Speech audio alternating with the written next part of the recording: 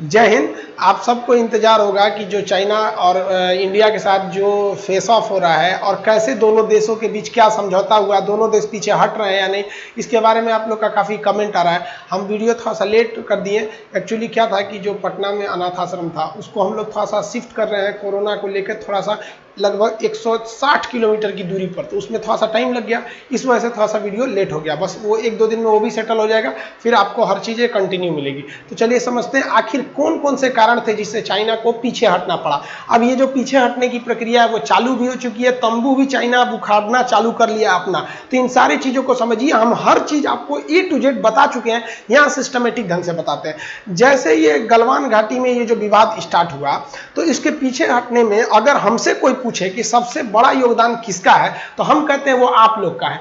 आप लोग ने ही चाइना को पीछे हटाया, सबसे बड़ा योगदान आप लोग का है, क्योंकि हम लोग लोकतंत्र में रहते हैं। लोकतंत्र में सरकार की शक्ति जनता से आती है। कहा भी जाता है जनता के द्वारा, जनता के लिए, जनता का सरकार ही लोकतंत्र होता है। Government of the people, by the people, for the people is known as the democracy. तो आप लोगों ने जो जबरदस्त बाइकॉट चाइना किया, हमने जो बाइकॉट चाइना पे वीडियो बनाए थे वो घर घर पहुंचा दिए आप लोग, फेसबुक से, हर चीज से। और दूसरा कि इतने लोग सजग हो गए कि खुद हम चौंक गए कि हमारे देश के लोग इतने सजग हो गए। बहुत खुशी हुआ कि चाइना के सामानों का इतना बाइकॉट चालू हुआ कि चाइना एकदम परेशान हो गया। और हमने एक वीडियो में भी बताया था कि भारत सरकार को बंदरगाहों पे चाइनीज सामानों को कस्टम में एकदम फंसा देना चाहिए, और हुआ भी वैसे ही। भारत सरकार ने चाइना के जहाजों को एंट्री करने पे रोक लगा दिया, 6-7 दिन वेट करा दिया उन लोग को। तो बाइकॉट चाइना से चाइना को लग गया कि भैया हमारा लॉन्ग टाइम घाटा हो जाएगा।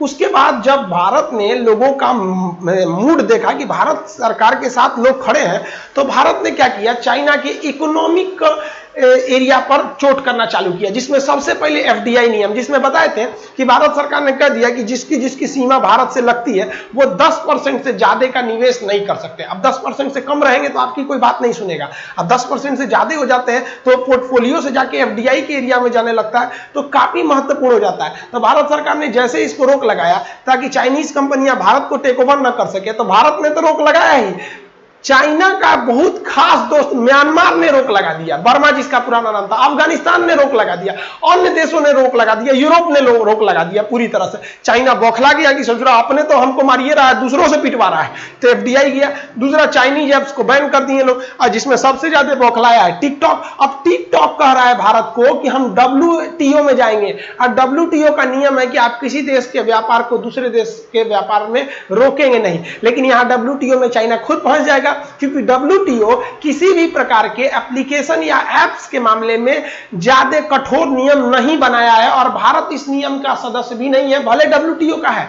दूसरा कि WTO के आगे भारत का एक सबसे बड़ा रहेगा कि जो टिकटॉक था वो वल्गर, अश्लीलता भी परोस रहा था और उल्टा सीधा हो रहा था। बहुत से लड़कों को तो हम मर्द समझते थे, टिकटॉक आने के बाद पता चला ससुरे अंदर से एक्चुअली वो मेहरारू है, साड़ी पहन झमका रहे थे। सब समझ में नहीं आ रहा था। टिकटॉक पे बहुत से अच्छे लोग थे, हम सबकी बात नहीं कर रहे हैं, लेकिन ज्यादातर यही चल रहा था। तो एक कल्चर पे निगेटिव इफेक्ट पड़ रहा था, तो भारत वहां भी जीत जाएगा, क्योंकि भैया हम अपना कल्चर नहीं ना खराब करेंगे आपके टिकटॉक की वजह से। हमको दुश्मनी रहता तो हम यूट्यूब को भी बैन करते, लेकिन भारत ने कभी यूट्यूब को बैन किया? आप उल्टा सीधा यूट्यूब पे डालिए ना, आपको यूट्यूब खुद डिलीट कर देगा आपके उस चीज को। लेकिन टिकटॉक ऐसा नहीं कर रहा था, तुरंत कर रहा था। तो टिकटॉक पे वो लगभग आना नामुमकिन है, आप ये समझिए, और नहीं आए तो बहुत अच्छा है। तो ये हो गया। दूसरा, रेलवे जो हम आपको बताए थे, ईस्टर्न रेलवे का कॉरिडोर था, वो कानपुर से लेके मुगल सराय के बीच, जिसका नाम दीनदयाल है, वहां के बीच जो सिग्नलिंग का काम था उसको रोकवा दिया गया, रेलवे से गया चाइना वहां पर।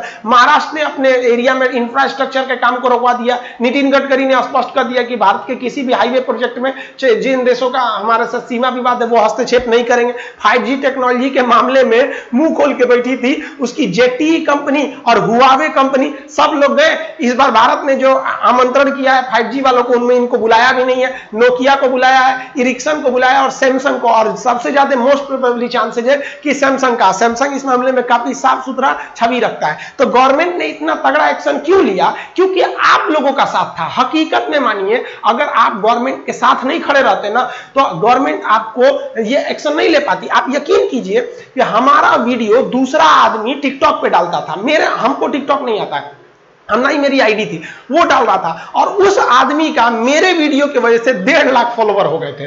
तो हमको भी टिकटॉक में बड़ी फेमस किया था, तो लेकिन हम भी खुल के साथ हैं। और हम तो कई लोगों का, टिकटॉक वालों का भी धन्यवाद करते हैं जिनके लाखों सब्सक्राइबर थे, मतलब उसमें मिलियन में उनके फॉलोवर थे। और जब गवर्नमेंट ने बैन किया तो वो विरोध नहीं किए, बल्कि दुख जताए कि हम बहुत फेमस थे, हम बहुत मेहनत किए थे, लेकिन हम गवर्नमेंट के साथ हैं। तो हम उन लोग का भी धन्यवाद करते हैं कि आपने गवर्नमेंट के साथ डट के खड़े रहे, और आगे भी आप खड़े रहिएगा, क्योंकि सबसे पहले होता है देश, उसके बाद है आप। तो ये हो गया। उसके बाद जो ट्रेड वॉर चालू हुआ वो जबरदस्त हो गया। अमेरिका पूरी तरह कमर कस लिया कि चाइना के ट्रेड को रोकना है। हुआवे कंपनी को तो उसमें भगा ही दिया, कहा कि 8 साल का बैन लगा देते हैं। 8 साल, अब आप बताइए ना, जियो पे 8 साल का बैन लगा दीजिएगा तो 8 साल बाद तुम टेक्नोलॉजी जाओगे तो बर्बादे हो जाओगे। तो ट्रेड वॉर चालू हो गया। और जो कोरोना फैलाना, WHO ने भी रिपोर्ट कर दिया कि भाई चाइना ने बहुत सी चीजों को छुपाया है और वहां तरह तरह की बीमारियां चल रही हैं। अभी वहां पे प्लेग चालू हो गया, बुटोनिकल प्लेग। हालांकि प्लेग उतना खतरनाक आज के जमाने में नहीं, क्योंकि वो बैक्टीरियल है, वायरल डिजीज ज्यादा खतरनाक होते हैं। तो एक कोरोना के चक्कर में, और चाइना अमेरिका को भी फंसा सकता था, गारंटी मानिए आप। वो भारत को फंसाता है पाकिस्तान के थ्रू, और अमेरिका को फंसाता है नॉर्थ कोरिया के थ्रू। नॉर्थ कोरिया समझते हैं पगला जो है, वो नॉर्थ कोरिया के थ्रू फंसा देता है अमेरिका को। तो नॉर्थ कोरिया का पगला किम जोंग अभी कहां है पता नहीं चल रहा है, नॉर्थ कोरिया वाला किम जोंग। तो ये यहां भी एक चाइना के साथ दिक्कत हो गया कि वो अमेरिका को कैसे रोके, और अमेरिका एकदम खुल के चाइना के विरोध में आ गया। उसके बाद जो डिप्लोमेसी थी भारत की, गजब की थी, मत पूछिए। जितने बड़े लेवल के लोग थे वो बातचीत की बात कर रहे थे, सेना के बड़े अधिकारी बातचीत कर रहे थे, और सेना के जो छोटे अधिकारी थे, जो सिपाही थे हमारे बिहार रेजिमेंट वालों को देखे लतिया के थूर दिया सब। तो छोटका छोटका जो रैंक के थे वो मार मार के कूच रहा था सब, अब बड़का वाला पॉलिश लगा रहा था, कोई बात नहीं, वो सब मनबड़ हो गया है, सब पीट दिया सब, चलिए। अब चाइना कंफ्यूज हो गया कि ससुरा गरम दल वाला है कि नरम दल वाला है। और भारत की जो टॉप लेवल की लीडरशिप थी वो इस चीज को इग्नोर कर दी। भारत सरकार का मनोबल आप देखे होंगे कि गवर्नमेंट ज्यादा नहीं बोल रही थी, भले विपक्ष कह रहा था गवर्नमेंट चुप क्यों है। देखिए विपक्ष का काम है बोलना, आप ज्यादा किसी पार्टी के फेवर में नहीं या विरोध में नहीं रहिए। जो भी पार्टी जो विपक्ष में रहती है ना, वो ऐसे ही बोलती है, आप देख सकते हैं, चाहे जब भी हो हम ऐसे ही बोला जाता है। तो ये सब ज्यादा आप राजनीति में नहीं पड़िएगा। तो डिप्लोमेसी भारत की बहुत जबरदस्त काम आ गई यहां पर। 7वां रीजन में देखेंगे आप, तो भारत के साथ जो फटाफट डिफेंस डील की गई थी। हालांकि भारत सरकार ने काफी गलती किया था। गलतियां तो मनोहर पर्रिकर के समय से ही होने लग रही थी, जब उन्हें रक्षा मंत्रालय दिया गया। मोदी सरकार ने एक शुरू में गलती क्या किया कि उन्होंने रक्षा डिपार्टमेंट को उतना तरजीह दिया ही नहीं। कभी निर्मला सीतारमण को लाना, कभी मनोहर पर्रिकर को लाना, इतना नहीं ध्यान दिया गया। लेकिन इधर जो पिछले 2 महीने में हो रहा है, अगर ये पिछले 6 साल से चलते आ रहा था तो साले की औकात नहीं थी चाइना की जो इतना आगे आ सकते थे। लेकिन फिर भी देर से जगे, लेकिन जगे तो डिप्लोमेसी जो डिफेंस डील हुई धड़ाधड़, जो इजराइल से हुआ, स्पाइक बम हो गया, बराक मिसाइल धड़ाधड़ लगना चालू हो गया, तब चाइना को लगा कि बाप रे बाप, भारत जो है ना अब गड़बड़ कर देगा। तब तक उधर से फ्रांस ने राफेल विमान जो थी, एक तो राफेल विमान को समय से पहले डिलीवरी दे दिया और संख्या से ज्यादा दे दिया, और उसमें surface to air missile, air to air missile धड़ाधड़ सप्लाई करना चालू किया। चाइना कहा कि बाप रे बाप, गड़बड़ कर देगा यहां पर। और उधर रसिया में जब राजनाथ सिंह गए तो वो Su-30 जहाज और MiG-29 भी जहाज, इन दोनों का स्पेशल वीडियो है, आप देख सकते हैं। ये देने के लिए हामी भर दिया कि भैया हम देंगे, और वो भी रेडी टू फ्लाइट देंगे, यानी जो हमारे यहाँ बन के रेडी है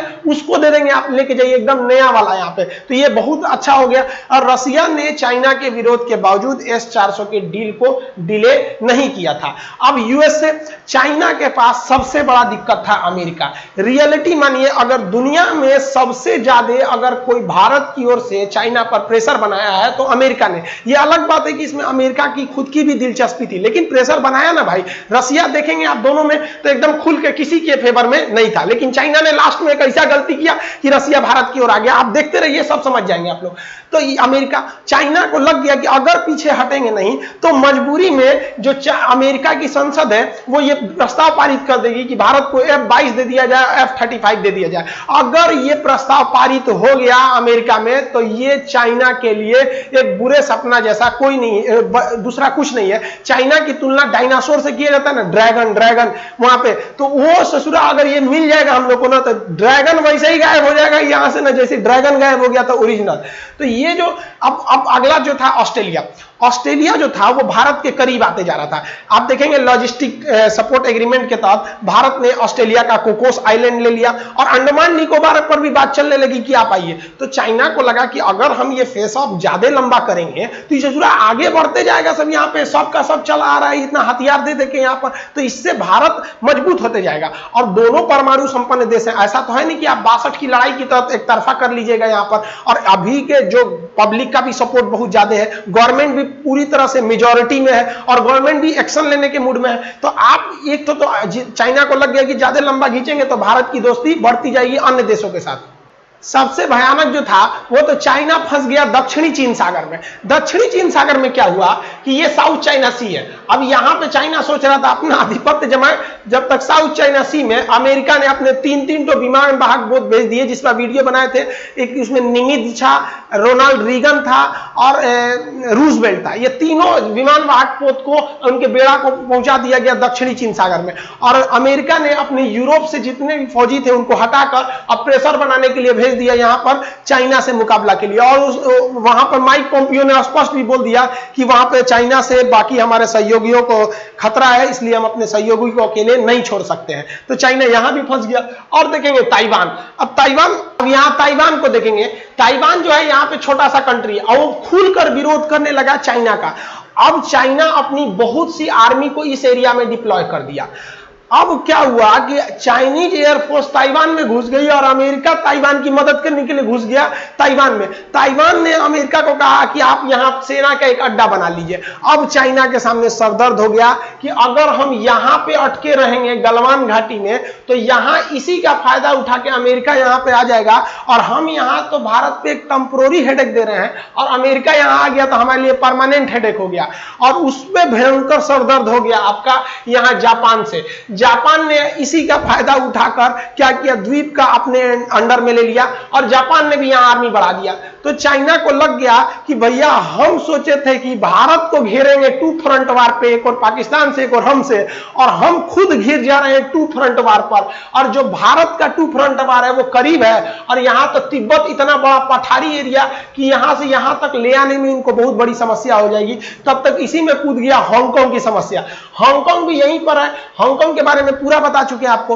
हांगकांग में जो विरोध प्रदर्शन हुआ इसने तो पूरी दुनिया में चाइना का थू थू करा दिया। और यहां दलाई लामा ने जो थे, ये इनका मैटर अलग ही है। इस सब को देखते हुए चाइना इस साइड में फंसते जा रहा था, जब तक चाइना ने 2 गलती कर दिया। एक जो भूटान का जो अपनी जमीन में था और वो इम्पॉसिबल है चाइना से विवाद होना, साक्टेंग वाइल्ड लाइफ सेंचुरी। तो साक्टेंग पर चाइना ने कह दिया कि नहीं ये चाइना से विवादित है। तो दुनिया ने चाइना की बातें नहीं माना, कहा कि नहीं हम फंडिंग नहीं रोकेंगे। तो दुनिया के आगे यहां भी झुकना पड़ा चाइना को। और चाइना ने ना क्या किया, अपने पैर पे कुल्हाड़ी नहीं मारा, कुल्हाड़ी पे जाके अपना पैर मार दिया। चाइना ने क्या किया, रूस का जो एरिया है व्लादिवोस्टॉक, इस व्लादिवोस्टॉक को कह दिया कि रूस ने जबरदस्ती हमसे एक तरफा संधि करके ले लिया था। अब रूस की जनता इस पर भड़क गई और रूस इस वक्त धीरे धीरे वो दिखने लगा कि नहीं अब वो भारत की ओर जा रहा है, क्योंकि चीन की साम्राज्यवादी नीति है यहाँ पर। अब यहां पर चाइना के लिए समस्या उत्पन्न होने लगा, चारों ओर से वो घिरता हुआ देख लिया। अब कहा कि अब तो हम फंस रहे हैं। तो चाइना की ओर एक ट्रेड जा रहा था, दूसरा कि अगर वो लंबा करता तो पूरी तरह से ये एशिया जो था युद्ध के अखाड़ा में बदलने जा रहा था। बात कर लेते हैं कि भारत ने क्या किया। तो भारत को जो सबसे बड़ा प्लस पॉइंट था ना वो हाइट को लेकर था। भारत के जितने भी एयरपोर्ट थे वो काफी हाइट पर थे और इतने हाइट पर नहीं थे कि खुद उन जहाजों को प्रॉब्लम फेस करना पड़े। और वो एयरपोर्ट हो गया या फिर सैन्य अड्डा हो गया, वो बॉर्डर के काफी करीब थे। चाइना के जो एयरपोर्ट थे वो बॉर्डर से काफी दूर थे और बहुत हाइट की वजह से जहाज उतना हाइट पे ज्यादा लोड लेके नहीं उड़ सकती थी। और मान लीजिए उड़ के आती तो इधर ही आती ना, भारत यहाँ करीब में ही था, तो भारत को हाइट का फायदा ज्यादा उठाना पड़ जाता ओवरऑल एरिया में। दूसरी हमारी आर्मी ने अपने घातक प्लाटून को, स्पेशल कमांडोज को, पारा फोर्सेस को पूरी तरह से भर दिया, धनुष तोप को लगा दिया, बोफोर्स को को लगाने लगा, टैंक्स को उतार दिया, पूरी तरह से तैयारी कर लिया आर्मी, और आर्मी झुकने को रेडी ही नहीं थी। आर्मी के मनोबल को सैल्यूट करते हैं कि हमारी आर्मी एकदम डट के खड़ी थी कि हम नहीं हटेंगे तो नहीं हटेंगे। उसके बाद हमारी एयरफोर्स ने जो तैयारियां की, हम एक दो मेरे दोस्त रहते हैं सब पूना में, वो बोल रहे थे सर कि भाई यहाँ पे एयरफोर्स इतनी मतलब प्रैक्टिस में है, मतलब सोचिए मुंबई और पूना के एरिया में, इस एरिया में एयरफोर्स अपनी प्रैक्टिस कर रही थी, और वो जानबूझ के कि प्रैक्टिस हम इधर करें ताकि उसको अंदेशा ना हो यहाँ पर। अब तक एयरफोर्स के लिए ज्यादा दूरी क्या है, यहाँ से आएंगे, यहाँ अंबाला एयरबोस पे, यहाँ आगरा एयरबोस पे फ्यूल भरेंगे, यहाँ से बढ़िया से छूट देंगे उनको यहाँ पर। तो सोचिए ओवरऑल चाइना पगला गया कि ससुरा हम तनीसा के चक्कर में थे, ये तो भयानक कर दिया। पूरी एयरफोर्स तैयार हो गई और एयरफोर्स से जहाजों में भर भर के दौलत बेग ओल्डी और लेह में साजो सामान पहुंचाया जाने लगा। तो चाइना को जो लग रहा था कि वो एक तरफा जीत जाएगा, उसको एयरफोर्स ने तो उनके सपने को सपना बना दिया। और जो भारत जो था शुरू से जो हमारी स्ट्रेटजी थी, हम काफी हमको एक बार हमको हैरानी हुई कि हम एक बार एक बहुत बड़े अफसर थे, रिटायर्ड थे, तो ऐसे मुलाकात हुई थी उनसे, तो वो बता रहे थे कि हमारी जो स्ट्रेटजी थी अरुणाचल प्रदेश में, हम लोगों ने रोड ही नहीं बनाया।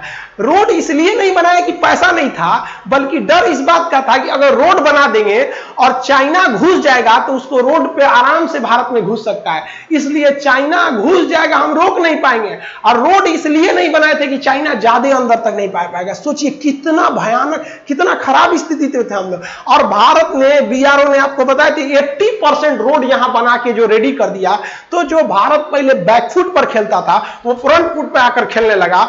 और जब तक ये फेस ऑफ यहां हुआ था तब तक भारत के मजदूर जो थे वो 1500 मजदूर लगातार काम करते रह गए। चाइना कहा तुम रोको, भारत ने कहा कि पहले पीछे हटो तब कुछ बोलना, तो कहा रोकोगे नहीं तो पीछे नहीं हटेंगे।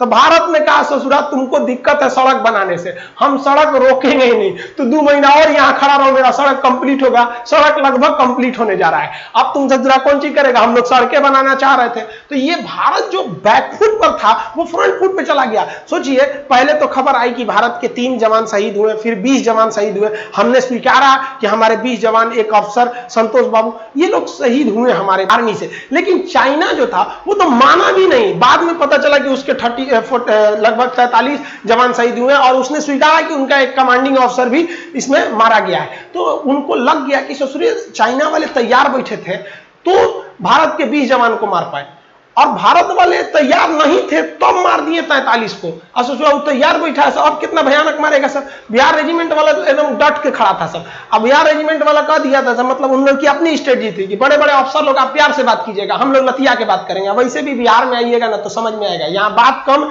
लात ज्यादा चलता है यहाँ पर।